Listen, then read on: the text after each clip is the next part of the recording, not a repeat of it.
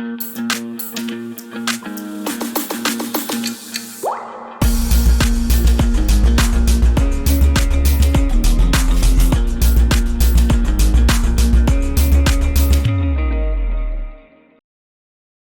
right, friends. Hi, everybody. It's so exciting. We're meeting Albatenius today. Give me 1 second. I'm going to just real quick invite, and I'm sorry for calling you Albatenius, but definitely Wissam is your name. But let's start the person who is standing behind the Albatenius in a few seconds. Yes, seems like it's working. Hi, how are you? Hey Wissam, good. How are you? Thanks for joining. Yeah, So no problem. exciting. So again, welcome to this live. I'm really excited to have you as my guest today. I want to ask you many questions. Thank you. Just a quick introduction for those who don't know myself or Wissam. I'm Vera Hassan. I'm a foreign pharmacist founder. I'm helping foreign pharmacists overcome procrastination and start successfully and confidently building their career here in the United States. Wissam is my guest. He is the pharmacist, also foreign pharmacist, and the founder, if I'm not mistaken, Wissam, correct me, you're the founder of the Albatenius, Yes. the company that provides training on multiple tests, such as FPGEE, NAPLEX, TOEFL, and recently you added something else to your portfolio, which we'll talk about definitely. Before we get started with the regular interview, I have rapid fire questions for you, Wissam. Just 3 questions. Yeah, sure. Please answer and don't think, okay? So, Okay. Wissam, what are you great at? Project management. Awesome. Oh, Yeah. you're my colleague. All right. What book are you reading right now? Fortunately, I'm not reading books at this moment. We're going through a lot of literature audit for our NAPLEX program, so that's been taking most of my reading time. Gotcha. So very busy.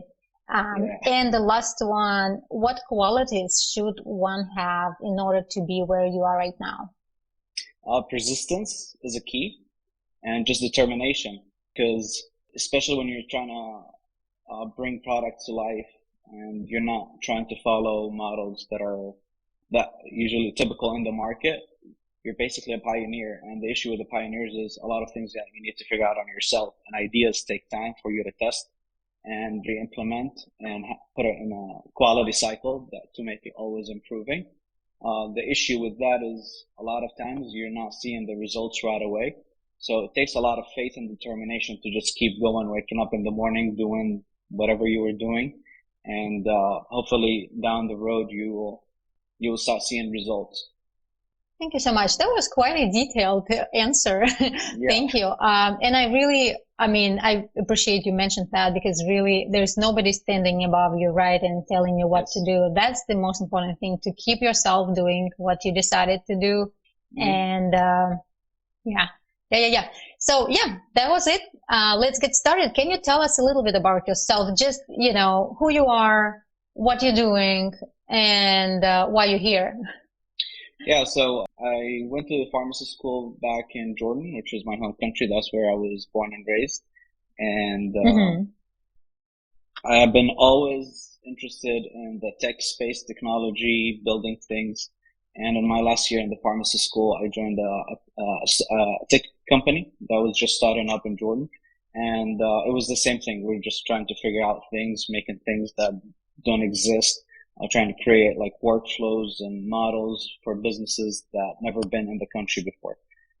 Off of my last year in the pharmacy, I had 2 parallel lives going at the same time, the tech life and the pharmacy life.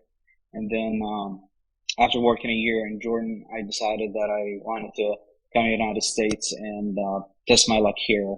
And that's when I moved to the United States, started my equivalency process. And while I was doing that, I started working in an independent pharmacy in Chicago, and that's where I kind of got like a real life model of how entrepreneurs do things from scratch, try to make things that don't work. after passing my FPGEE and TOEFL, and I became an intern with Walgreens, so I had to relocate to another state. I spent the next 3 years in Walgreens between an intern and a pharmacist, and then I moved to CVS. And up until then, I was still doing like websites and tech products on the side as well, besides me being a pharmacist or a retail pharmacist. And then when I joined CVS, I was offered a position in a hospital, and I got really lucky because the people there kind of like showed me the road on how to be clinically more involved. And that's when I became a pharmacotherapy specialty test. I took it and I passed. And that's when I started to kind of like click better in terms of the clinical side of the pharmacy, not just the retail and dispensing side. While I was there, obviously there was the conversation about the tech and how things work and improve for our patients started as well. And from there, I joined a long-term care pharmacy operation. And so I became the director of that operation. Kind of like my life's merged at that point because a lot of my tech life, I started using products and implementing into the workflow of the pharmacy and how to improve and make the life or the working life better for the staff that works with me. And from there, I moved on to work 340B pharmacy, which means that it's usually for those that qualify for like special assistance where you get the medications heavily discounted. I did that for a couple of months and then I joined a health system, and based on my clinical background, I worked in the ICU floor for almost a year, and a position opened up for the IT pharmacist or the analytics pharmacist. And given my background in the tech space, I was qualified for the position, and so they offered me the position. After that, I was able to work and excel at what I was doing. And a year later from doing that, I decided that I wanted to do more. Albatenius as a company was growing. I needed to spend more time focusing on it. At the same time, I had a couple of product ideas. I had so much faith in them, I wanted to try them myself. So I self-funded tech company, and we built a system called Items Keeper, which is first pharmacy operational documentation systems.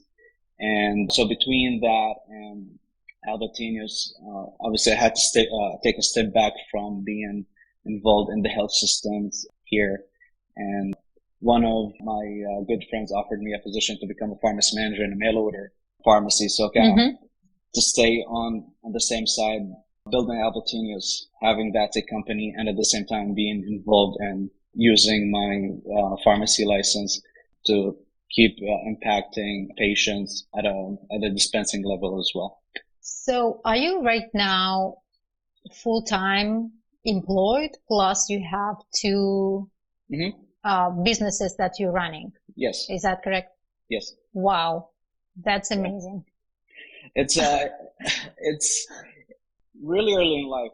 Probably when I was in my early 20s, one of my good mentors, he always emphasized on delegation. And he said, you can never have a successful business until you have the talent that you can trust and you can delegate things to. If you believe that you have to micromanage everything, even if your business is making money, even if you're reporting good profits for your investors, your business is not going to survive. And even in the tech space, usually investors, one of the first questions they ask is, how involved is the owner?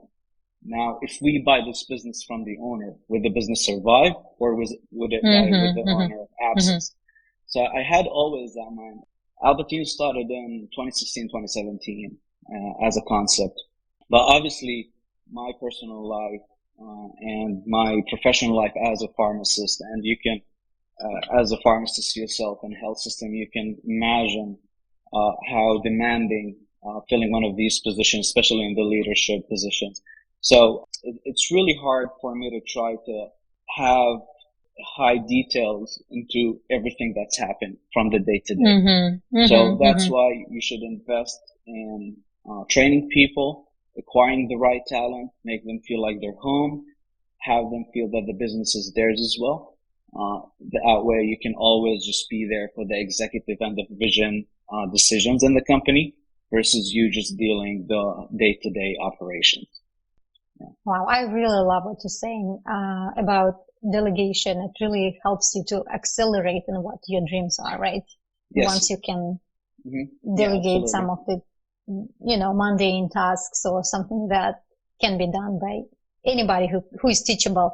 And it looks like looking at your path, you genuinely was interested in technology initially when you were in Jordan, right? Yes. And then you had this amazing experience in independent pharmacy where you observed how the business is basically being run, right? Mm-hmm. Yes. And then it gave you opportunities to try yourself, further in managerial roles. I was surprised you've been working in 340B settings, in ICU settings, in hospital operation settings. This is a very amazing, probably skill set that you have. Awesome. Thank you so much for sharing. Yeah, so my pleasure.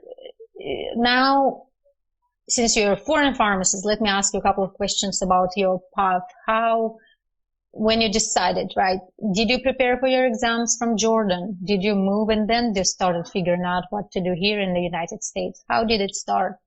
So once I made it my life goal to become a pharmacist in the United States, I knew that the first thing is I had to study. And obviously having a full-time job in Jordan was challenging as is. So I just shifted to the night shift. And in that way, because it's quieter, you can listen to lectures, you can read books while you're working, right? So, and basically that was my music. If you look at my life story, whether it's FPGE, NAPLEX, or even the BCPS, I listen to a lot of lectures, driving the car, going to work out, going on a walk, and listen to something, right? And so that definitely helped me out. So for the FPGE, I prepared while I was in Jordan. And then when I came here, I had to focus more. So I had my daily calls with another colleague of mine, and we would just discuss whatever we studied throughout the day. And then at the last month, that's when I get really obsessed in preparing and studying for the FPGE full time. So I was not working, I didn't do anything, I just focused on FPGE. And the funny thing is, I think I over prepared.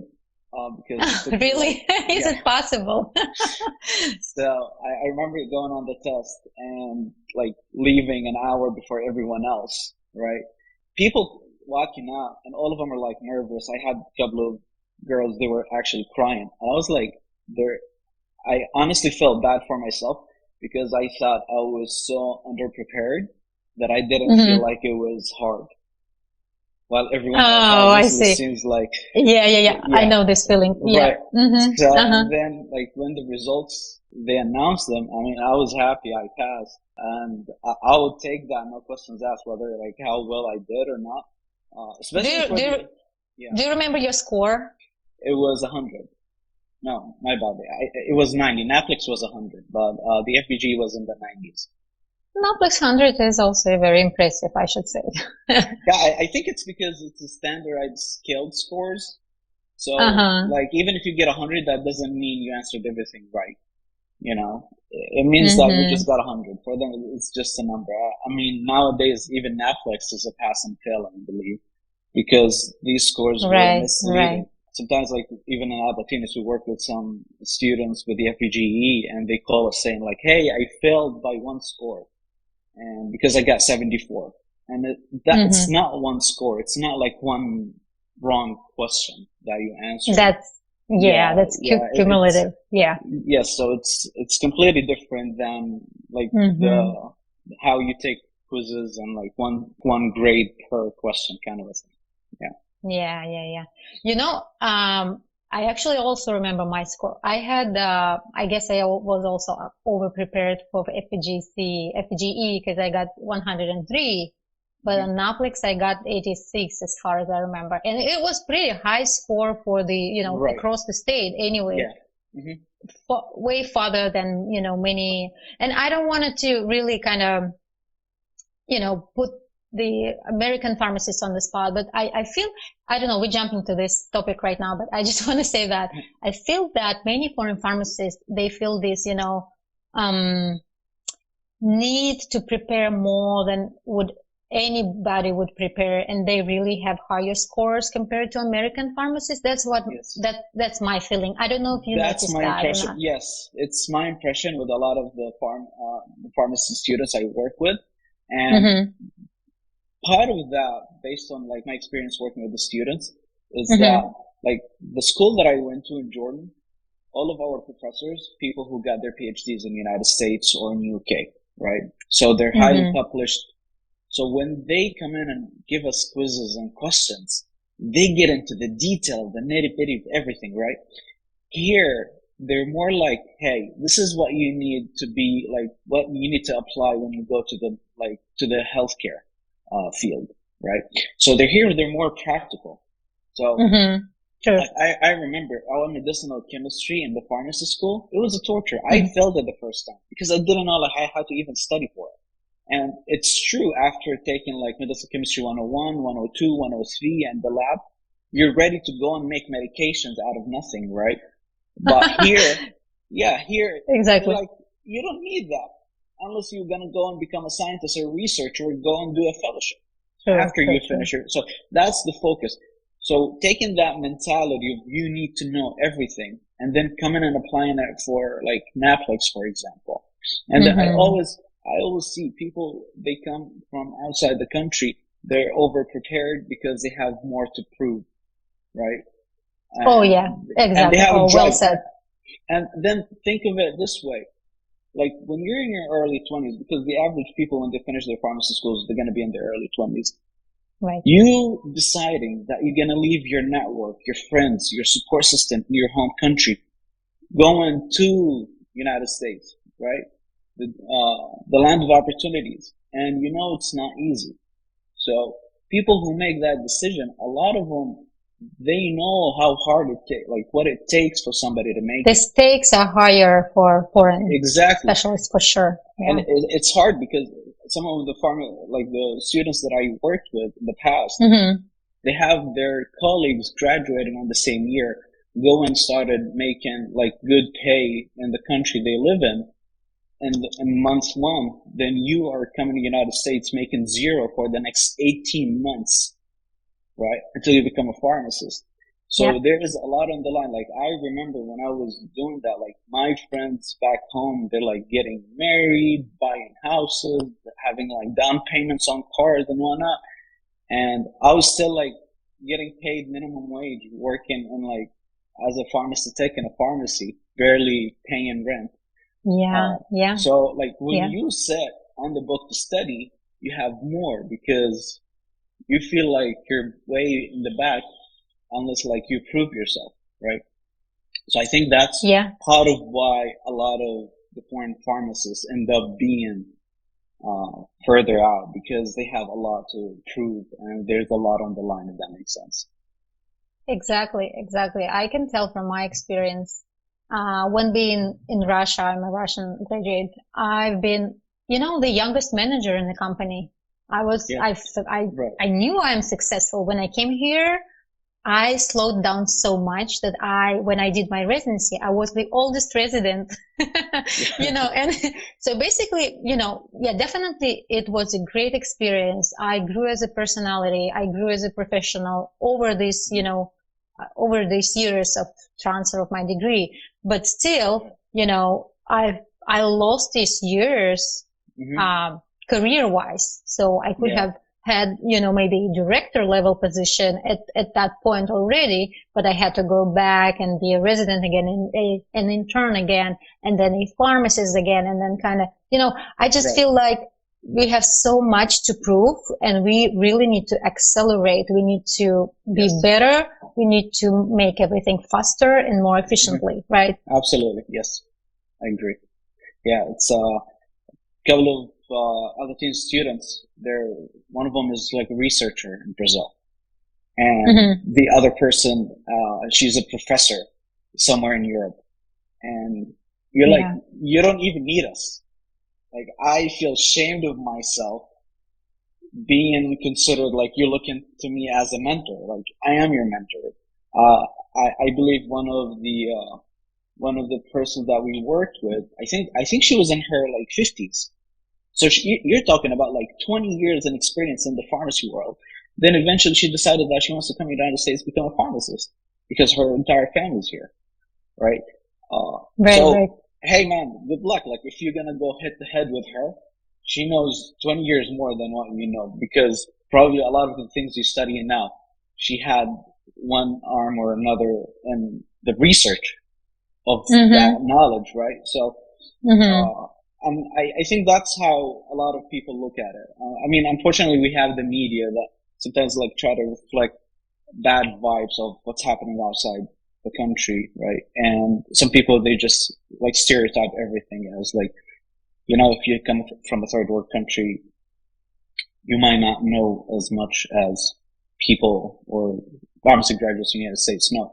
And in most cases, that's not necessarily true, because a lot of, as I said, like in my pharmacy school, one of our professors is one of the authors of the books that's being taught in the United States. And it's not just my school, and it's not just my country. It's a lot of people that I work with. Like they're coming from India, Pakistan, Jordan, Egypt, Palestine, Russia, Ukraine, you know, even like Italy, Spain. A lot of these people, they have highly seasoned professors, like graduating these foreign pharmacists coming to the United States. Yeah. Right. So, Wissam, what were your major challenges while transferring your degree? What was the toughest part on your part? Obviously, one is like the financials. You need to figure out like where you're gonna live, or like what are you gonna do, and obviously because especially like when I came, pharmacists used to be paid minimum wage. Now they're slightly like they're getting pay bumps and stuff. But when I came, it's a minimum wage. Like whether you're like taking orders on a drive-through at a fast food restaurant, or were you a pharmacist in a pharmacy, you're getting paid the same. And obviously that's not necessarily enough, especially if you're used to a higher lifestyle, like coming from the country you were, because you were getting paid as a pharmacist, meaning that you had a better quality of life. So financials is one thing. The other thing is the network. So when you come in, like I remember my first pharmacy job, I was in Chicago and I was applying left and right to like CVS and Walgreens, and they wouldn't even call me, right? And I always thought it's because, oh, yeah, I'm a pharmacist, and who cares about me, whatever. Eventually, it took me like a couple of months to one of the people I knew somebody who has a pharmacy, and he's like, you know what? I'm a foreign pharmacy graduate myself. Let him come in and have a chance at it, right? And even when I started working with him, not all foreign pharmacy graduates, by the way, are willing to help each other out. And this is another sad thing that we have, right? So that was hard because, like, you don't even know what an NDC, like, you're like, okay, you're a pharmacist, but what is an NDC? Like, how to bill a claim, right? Like, what the type, what is a BID, what is a TID? All these things. So, especially if you're like advanced in the environment you were and you're coming in now, you have a language barrier, you have like a knowledge barrier, a network and connections barrier. Like you're trying to figure everything out. So to me, it was quite challenging, but I mean, luckily I consider myself lucky because soon enough I was able to have a network of people that offer their support, you know, whether it's connection, whether it's people, or even like just words of motivation every once in a while. Whenever you figure it down, you have somebody saying like, hey man, I believe in you. You can do it. Yeah. You can do it. And then I got really lucky when my first hospital job in the United States, the team I worked with, those people, they were a godsend because all of them obviously like American pharmacy graduates, but they kind of like whatever stigma I have left, or like the package I came in as a foreign pharmacy, they like soon enough they were able like, you know what? No, you know more than us, man. What are you talking about? Like, why you don't have a PCP? Just go for it. Like, yeah, I can do it. And then, so seeing people come in and vouching for you and saying like, hey, I'm here. You have access to me. Here's my cell phone, text me, whatever. And, especially for my, BCPS journey, it was amazing because I had like 6 different people, and each one of them, for some reason, like I had a guy that reads infectious disease for fun, right? Like he enjoys talking about it. Yeah. So I couldn't study without him because he was just like, he will just give you summaries, right there and then. And, to me, like having access to that network, it was amazing. It made my life a whole lot easier. And that's what I tried to create in Albatenius. I tried to kind of like pay it forward. Like whatever I was given by life, I tried to kind of give it back to people. Exactly. So did you start networking while in Jordan, or how did you have any strategy, in mind when you were planning this huge adventure? Not really. And then when I came to the United States, I started to like shift vision, talk to people, and honestly, a lot of it is you have to announce yourself and expose yourself. Like just don't be afraid of being exposed, because some people, I mean, there are some people out there that they love to help. They just don't know that you need the help. So like, don't be afraid of asking questions, saying like, whenever you need help, just say, hey, I need help. Reach out. Worst case scenario, people say no. But what's the best case scenario is somebody can take your hand and put you all the way up there. Now we know that you are the Albatenius founder, but tell me more about your whys, why you started this, and who stands behind Albatenius other than you. Yes. So honestly, at the beginning, I was just, one of the things I early noticed is the lack of support when I first came, even though there's plenty of foreign pharmacists. And these people had solid arguments in terms of like why you're not helping. And they would tell you like, oh, my life, whatever. A lot of these people, they want free help. They're not willing to do this, do that. And some of them are not even serious about it. So why would I waste my time? And obviously we cannot make these generalizations because not everybody is the same, right? So you might have that one person who actually needs your help, and probably you are the only help available for it. So for me, I cannot live with the idea that somebody came up to me and I was able to help and I just said no, right? But the thing is, making yourself wide open in that form, it can be very exhausting, because soon later you have people left and right sending you others. And it's true, some of the levels of how serious they are in taking your like tips and guidance and actually implementing it and working on it, it varies. So whenever I spend like 5-6 hours talking with somebody to explain the whole process in details and try to like guide them and mentor them, and for them to just decide that they don't want to even do it, versus, because these 6 hours I could have spent with somebody else who actually is here fighting to make it, right? Right. So, soon enough, with all these like influx of people coming in, reaching out and needing help, I had to make it into a system with Albatenius where these are FAQs where people always reach out to ask us about, and these are the kind of things that people can use guidance in and stuff. And so this is why Albatenius started. And as I said, I've been very blessed throughout my journey so far, with people just coming and say, hey, I'll help you out. I'll connect you with somebody. I know this, you can do that. So I do want to have that for the people, the upcoming generations in the industry. So yeah, that's why the company was founded. In terms of who's behind Albatenius now, to be honest, I would not be able to do it myself, as I said. I have mainly my brother who oversees in terms of like the tech infrastructure, and I have my other brother who works in the media, and he's like an executive director in a media agency overseas. And with these two, I would say like 2/3 of my bases covered, because they handle who's working on what. It's their people. They have the answers that you're looking for instead of me Googling things and stuff. And then I do have some instructors that work on contractor basis. and these guys handle basically actual like literature, the review, the content creations, and everything else. And we try to coordinate. Just recently, we started introducing the country or continents ambassadors. So we have Natalia, who just joined us for South America recently, to kind of like channel the outreach for like South American graduates. With Albatenius, we're planning on coming to the country. Awesome. Thank you so much. So let me check the question. I have one question here coming from Dima. She's asking how easy it is to get a job as a clinical pharmacist in a hospital in the US for a foreign pharmacist who doesn't have a residency. So based on the experience I've seen, it varies between like one state and another, and a region and another as well. So let's say we're talking about Chicago downtown.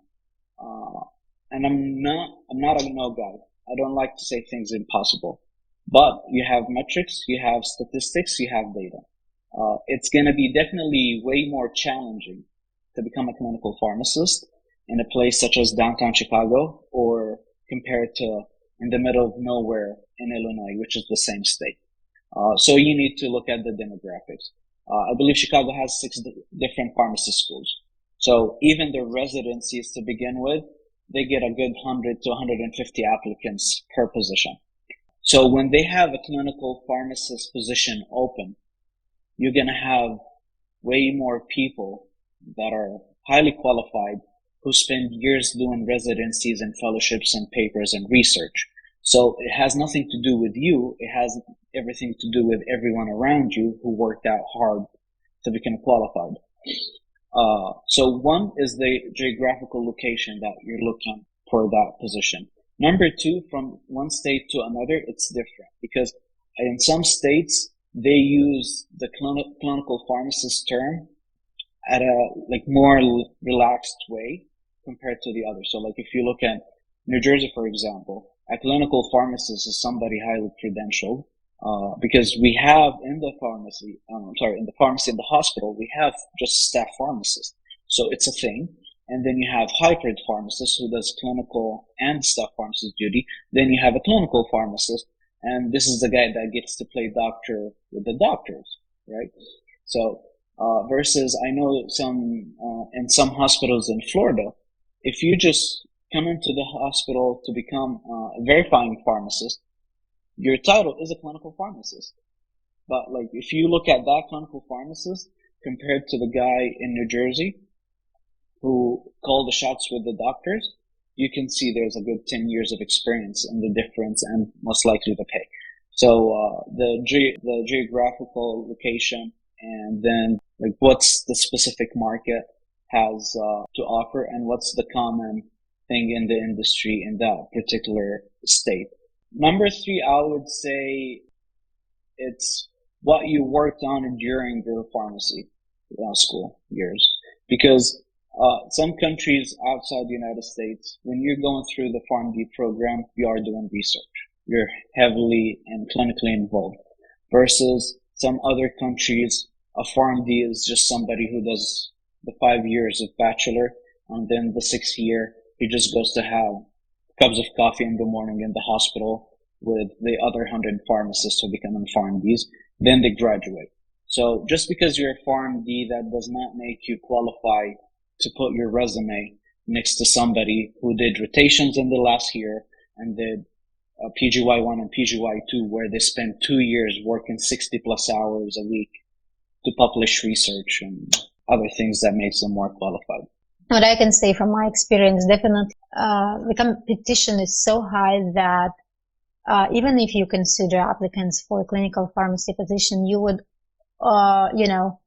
filter out anybody without a residency or certain experience already on the step of just reading through their resume, so you won't get to interview. But that's my hospital. I know I have the first-hand experience in my large academic hospital. Many rural, more, exactly as Wissam said, rural areas, they might have these opportunities. In other another thing that, and Dima, I know a little bit about your background. I know Dima, she's a experienced oncology pharmacist in her country, so that means, and she practiced as a clinical pharmacist. So that's totally different thing. The other thing, you really will need some connections in order to get into the hospital. You know, it's not just through the regular, you know, pathway where you apply independently. You need somebody to know you, who you are, your work ethics. So maybe starting sometimes this position of combined clinical and operational pharmacist, where you mostly, when you start, you do mostly operations, and then you can transition slowly to clinical, you know, responsibilities. Maybe that's a good starting point. Yes. And then once people know you, once you know, show you are an expert, you can slowly start moving towards the clinical practice. And then while you're doing that, even without residency, you can do your BCPS, you can do your oncology certification. That will essentially give you all the same, you know, credentials in order to work as a clinical pharmacy in your specialty area.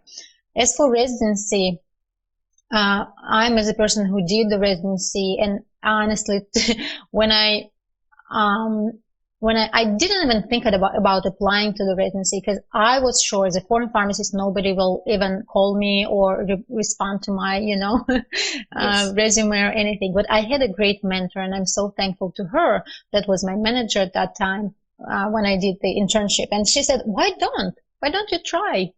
You should go ahead and do that. And just only because she said that, I tried, and I got several interview invitations. And I got it to the residency. So don't limit yourself by this, you know, what other people are saying. Like you will also hear people saying they cannot pass TOEFL after 10 attempts. But does it mean that you will do that? No, right? That's so true. There is always way. Residency is a huge commitment, I know. But sometimes 1 year of residency can make you, you know, accelerate you so much that you know, of course, you won't regret.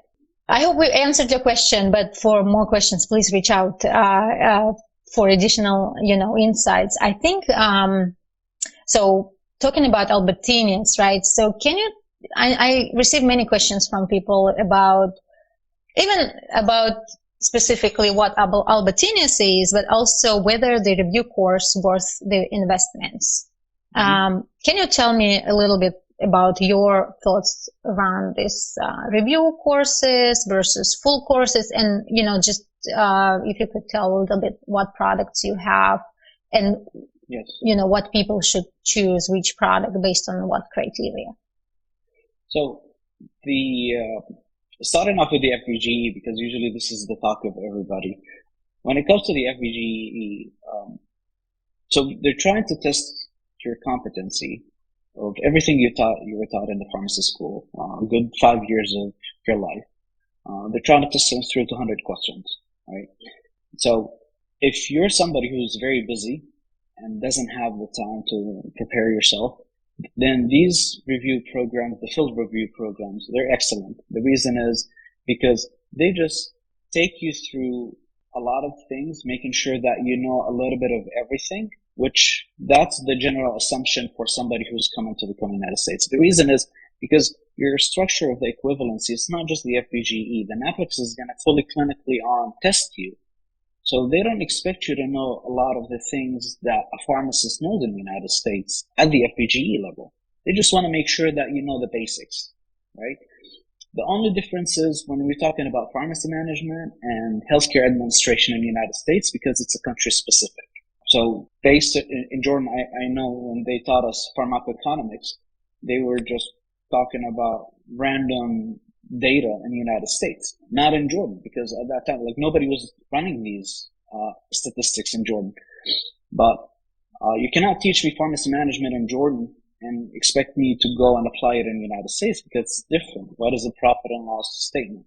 How do you calculate your DRR fees? How to avoid DRR fees? All these terms, they're country specific to the United States. So no matter how many years you spent practicing in your country or how an excellent of a pharmacist you are, that doesn't mean that you're going to just come here and by default know these things. Obviously, so you need somebody to teach them to you, whether it's through our course, the review program, or if it's you just picking up a pharmacy management book and reading through it. So now, if you're busy, it's going to be really hard for you to go like back to the references, the resources. Oh, I'm going to prepare medicinal chemistry. Go get 1,000 pages book and try just read through it. It's not gonna work. So it might be easier for you just to kind of take a couple of highlight points about the basics of medicinal chemistry, review that, and move on. Pharmacokinetics is the same thing. We're not expecting you to become a scientist in it, and it doesn't make sense for you to go and read all the literature in pharmacokinetics to know how to calculate a t-half, for example. So these review programs, they come in handy where they just give you the basics of what you should know coming into an initial state of somebody who wants to become a pharmacist in the United States. Now, obviously, if you have the time to do all these things, by all means, probably our review program might not be enough for you. As I said, like when some of our students or people who are like a researcher or like a professor somewhere in Europe, and their field of expertise, I tell them, don't waste your time with us because you know more, and I don't have to refresh what you have. But for the other things, it might come in handy because it's you in your 50s. It's going to be very hard for you if medicinal chemistry is not something you reviewed, for you to just come in and go take a test with it. And then we have the questions bank, and basically it's because I know a lot of people, they're having like full-time job here in the United States, try to make it. Some people come in when they have like family commitments and stuff. So it's going to be slightly hard. So the reasons why we come up with these questions is to it's the same material, but we have put them in question layouts to make it easier for some people, because some people, they have 5 minutes here, 10 minutes there. So they would rather click through questions and study the answers versus them going through like lectures, notes, summaries, and etc. If we're talking about the TOEFL on Albatenius,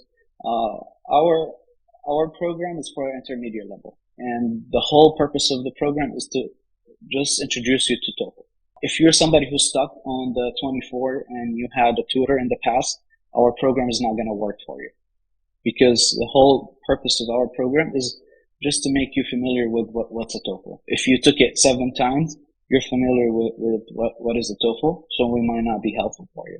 But if you don't have time and you're just starting to prepare to become a pharmacist in the United States, and you want to know what is a TOEFL, but you don't want to go through a 500 pages book, within like a good week, we will give you all the tips, what people do to prepare and practice and evolve their language to be able to pass the TOEFL.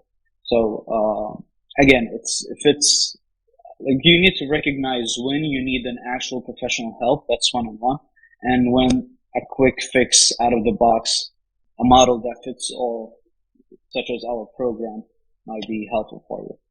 For the NAPLEX, it's still in the making, and that's mostly just quick reviews through questions and lectures. It's not as detailed as the RX prep, and the reason that we have it formed that way is just to help people kind of study faster for NAPLEX and not spend like 6 months studying full time for the test. So Wissam, tell me about the structure of these programs. Are they self-paced? Do you have cohorts? Do you have live meetings with the students? How does it work? So for the FPGEE, the full program, we have self-paced lectures. So you can view whenever you want. You can play them as many times as you want, and a lot of these lectures have questions after, or quizzes that you can take to just make sure that you've gotten the most important points during the lecture.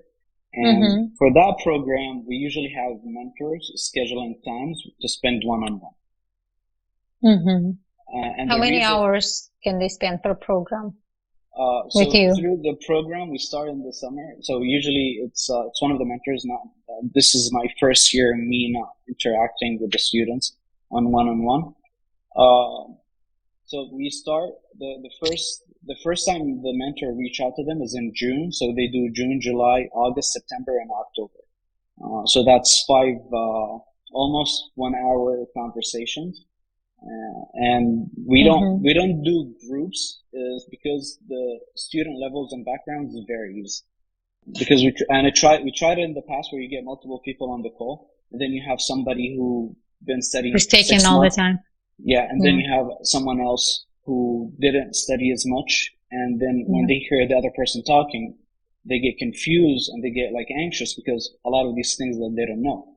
So we try to just focus on the one-on-one interaction with the students to make sure that whatever you need is delivered to you, and I don't need to bombard you with more details if you don't need it. And who are the mentors? Are they practicing practicing pharmacists? Who are these people? Are they foreign pharmacists as well, or local people? Our mentors are foreign pharmacists.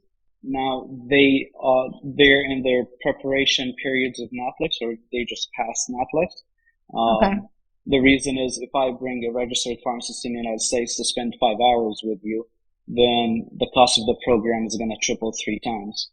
Since we have to match what the market is paying them. And I cannot give you 24/7 access. Oh, and the other thing that I forgot to mention, these mentors, they're accessible via text as well throughout the month.